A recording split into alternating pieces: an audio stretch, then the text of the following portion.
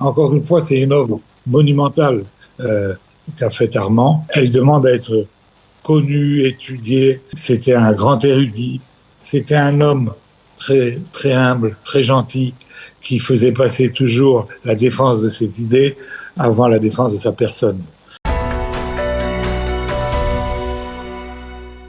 Eh bien, nous avons le plaisir d'être en ligne avec Marc Eisenberg. Marc, bonjour, Boker Tov. Boker Tov, bonjour à tout le monde. Alors, vous êtes bien entendu le président de Calita, vous êtes également le président de l'Alliance israélite universelle. Et avec vous, je voudrais que l'on évoque le souvenir, la mémoire d'une grande figure du judaïsme français qui nous a quittés hier. Il s'agit du professeur Armand Abécassis, que vous avez bien connu pendant de longues années. Je voudrais que vous nous rappeliez à nos auditeurs qui était Armand Abécassis et pourquoi il était l'une des figures majeures, on va dire, du judaïsme français de ces dernières décennies.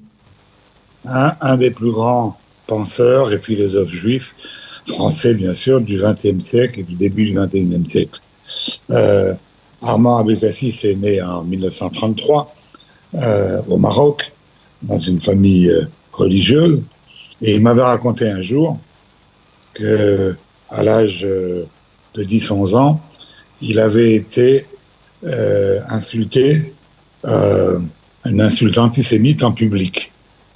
Et que cette insulte l'avait évidemment attristé, mais lui avait ouvert la voie.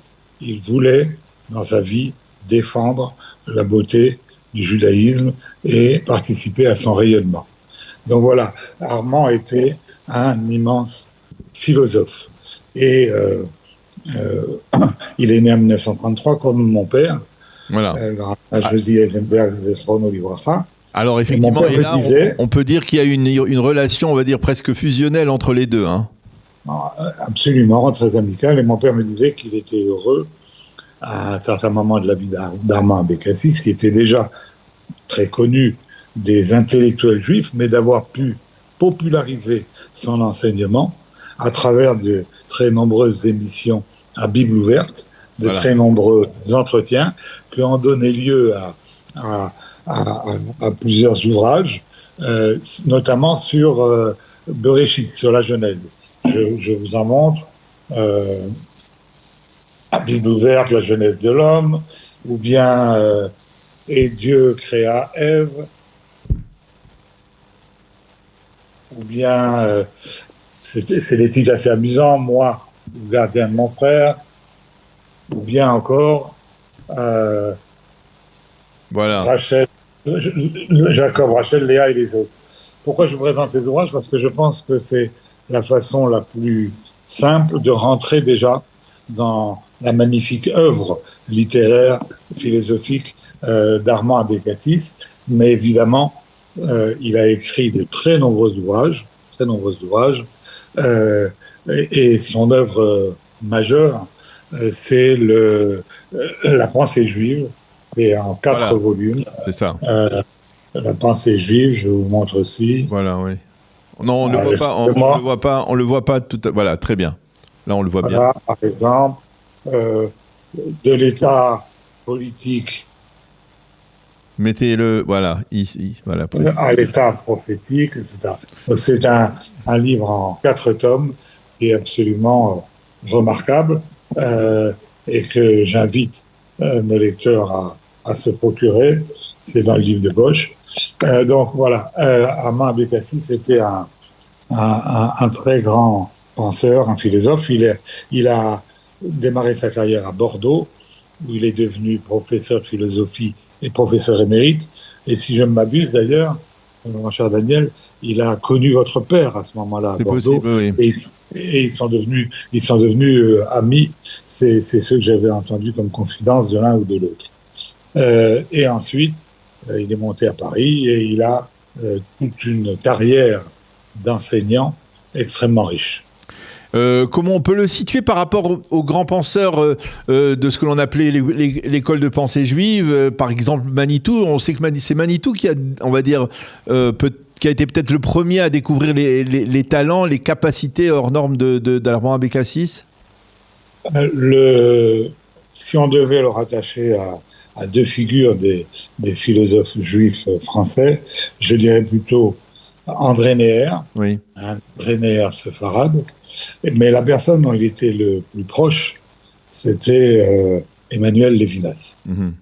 Et ce qui est très intéressant, c'est que Armand Abécassis, dans sa carrière et à la fin de sa vie, toutes ces dernières années, et jusqu'à son décès, a animé, dirigé la synagogue qui se trouve à l'ENIO, l'école normale israélite orientale de l'Alliance israélite universelle. Et il faisait l'office et Shabbat, il donnait des cours, des devoirs Torah. Et c'est dans le même lieu qu'avait exercé Emmanuel Lévinas comme directeur de cette école. Et donc ces deux philosophes étaient très proches l'un de l'autre au niveau des idées. Ça nous ramène à l'Alliance israélite universelle dont vous êtes le président et dont il était très proche. Il faisait partie intégrante, on va dire, de l'Alliance israélite universelle pendant... Bien sûr, il a travaillé pendant 20 ans, 30 ans avec l'Alliance, en partenariat avec l'Alliance. Il a animé de très nombreux colloques, de très nombreux cours, un Beth Midrash. Je dirais que justement après Emmanuel Lévinas, Armand Abécassis a été le guide spirituel de l'Alliance et représentait la pensée de l'Alliance. Si on devait résumer la pensée d'Armand Abécassis, sa pensée profonde et forte, on dirait que d'une part, comme les philosophes qu'on vient de citer, il alliait tradition et modernité. Il expliquait qu'il fallait absolument retourner au texte, que la Torah, que l'ensemble des textes du canon biblique étaient des textes fondamentaux et sacrés, mais il insistait beaucoup sur le dialogue. Le dialogue judéo-chrétien. Il avait reçu le prix en 2009 de l'amitié judéo-chrétienne, mais il expliquait ça avec toute sa conviction. Il expliquait, il l'a dit dans un livre qui s'appelait L'Évangile selon l'Évangile devant la pensée juive. Ouais. Il a expliqué que Jésus, il fallait d'abord bien le regarder comme un juif et un juif pratiquant. Ouais. Donc il était pour le dialogue, ça c'était extrêmement important pour lui. Et l'autre pensée phare, c'est la transmission. La transmission était essentielle à ses yeux.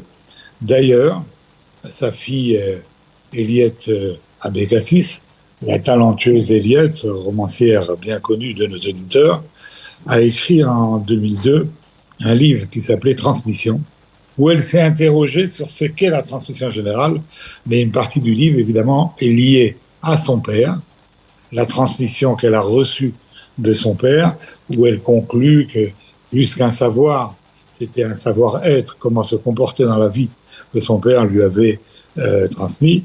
Et lui-même, Armand, disait « Je suis un passeur ». Et il a écrit un livre, d'ailleurs, qui s'appelait « Le livre des passeurs ». Donc la transmission, c'était quelque chose de très important. Encore une fois, c'est une œuvre monumentale qu'a faite Armand. Elle demande à être connue, étudiée. C'était un grand érudit. C'était un homme très, très humble, très gentil, qui faisait passer toujours la défense de ses idées avant la défense de sa personne. Et c'est les souvenirs, évidemment, qu'on gardera d'Armand. Et encore une fois, cette volonté à tout moment d'enseigner, d'expliquer, un pédagogue magnifique et surtout une pensée d'une hauteur rarement atteinte dans le monde juif. Donc, à sa femme Janine, à ses enfants, son fils Joël, sa fille Eliette, à mon nom personnel et au nom de l'Alliance israélite universelle, nous présentons nos condoléances les plus attristées.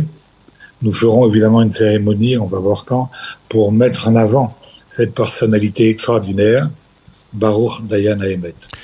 Merci beaucoup Marc Eisenberg d'avoir rendu hommage à Armand Abécassis. Je voudrais peut-être poser une dernière question parce qu'on a le sentiment quelque part que c'est une page qui se tourne justement au niveau du leadership de la pensée, de la Marshava en France. Est-ce qu'il y a des successeurs à des gens, des figures de cette envergure dans la communauté juive en France aujourd'hui? Déjà de l'envergure d'Armand Bécassis ou d'André Neher ou d'Emmanuel Levinas, c'est évidemment difficile. Oui. Donc, à l'instant où on parle, personne n'approche de cette hauteur de vue et de cette érudition, mais il y a 2-3 jeunes penseurs juifs qui sont en train de s'affirmer. On en reparlera sûrement dans une autre émission. On a quand même quelques espoirs parce que l'étude juive en France est assez riche et assez foisonnante. Et on m'a parlé de 2 ou 3 jeunes philosophes, jeunes penseurs qui pourraient demain remplir un vide qui à l'instant restera immense. Effectivement. Merci beaucoup encore une fois, Marc Eisenberg, d'avoir rendu hommage de manière si émouvante à Armand Abécassis qui nous a quittés donc hier à l'âge de 93 ans. Merci encore, Marc, d'avoir été avec nous ce matin. Bonne journée.